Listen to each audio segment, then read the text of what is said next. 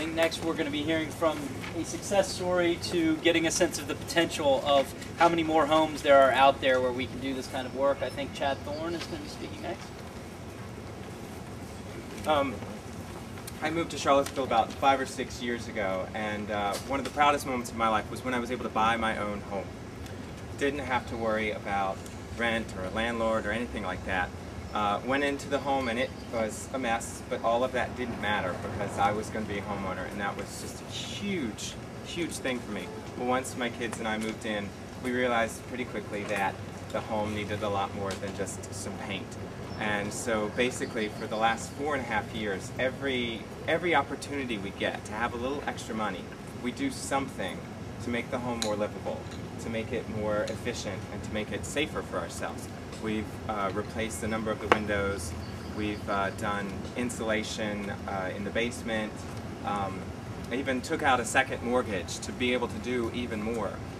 One of the problems that I realized though was as a middle-income family, we didn't qualify for a lot of the great local programs like AHIP, like Piedmont Housing Alliance, and other things that are out there.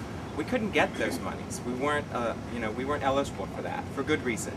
Unfortunately, we don't have the money to just say, let's go ahead and replace our hot water heater. Let's go ahead and replace every window in the house, every storm door, everything in the house that needed to happen, because everything in the home was 40+ years old. It was original. And so since then, we've just been trying to, inch by inch, tweak away at it.